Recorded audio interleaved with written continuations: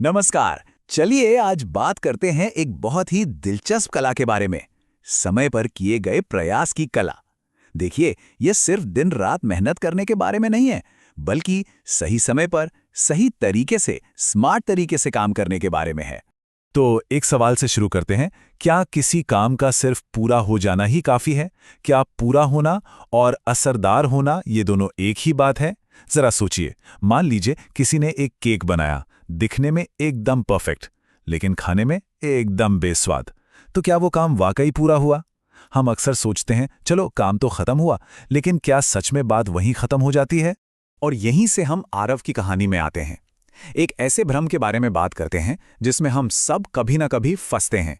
काम पूरा हो जाने का भ्रम। आरव का एक साइंस प्रोजेक्ट था।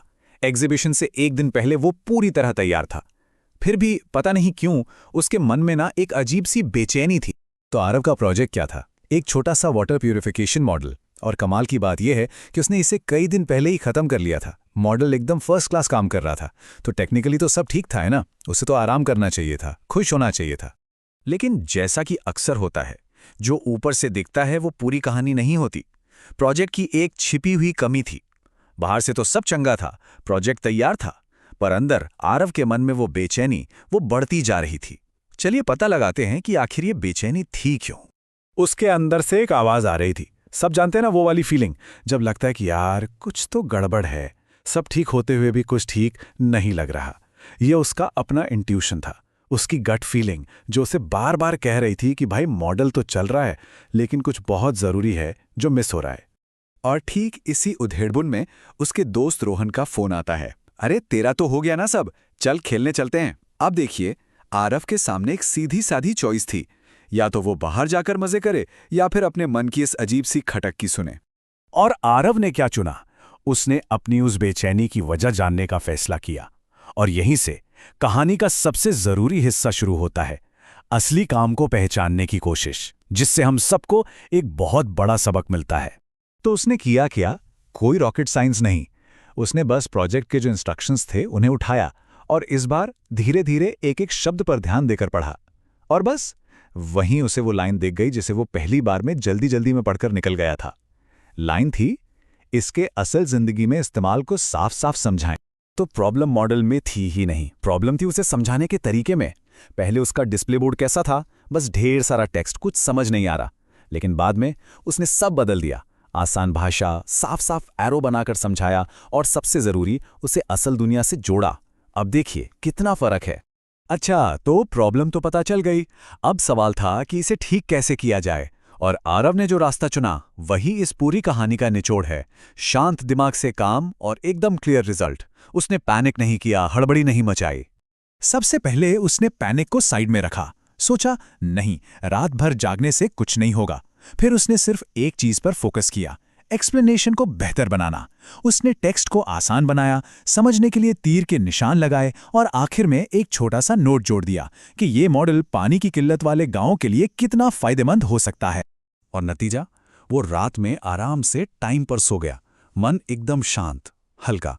उसे ये तसल्ली थी कि उसने उतना ही किया है जितना जरूरी था, न ज्यादा न कम।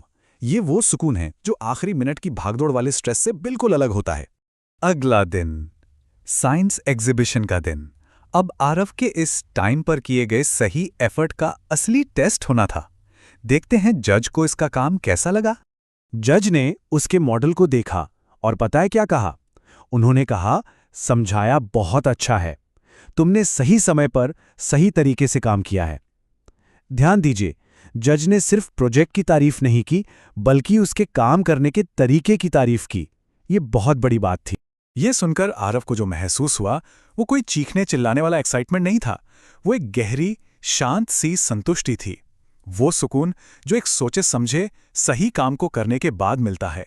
तो आरव की ये कहानी सिर्फ एक कहानी नहीं है, ये हमें एक बहुत ही पावरफुल प्रिंसिपल सिखाती है, समय पर प्रयास का सिद्धांत। और ये एक ऐसा सिद्धांत है जो हमारी जिंदगी के हर काम पर लागू होता है। तो आखिर ये समय पर प्रयास है क्या? इसका सीधा सा मतलब है ये समझना कि किसी काम का नतीजा सिर्फ इस बात से तय नहीं होता कि कितनी मेहनत की गई, बल्कि इससे तय होता है कि वो मेहनत कब और कैसे की गई।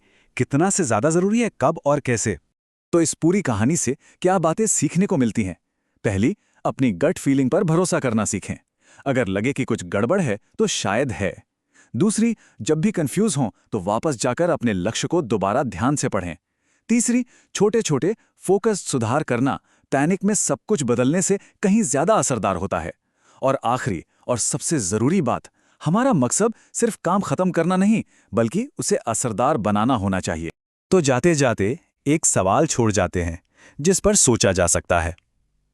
आज ऐसा कौन सा एक छोटा सा, बस एक छोटा सा, लेकिन सही समय पर किया गया प्रयास हो सकता है जो एक बड़ा फर्क ला दे?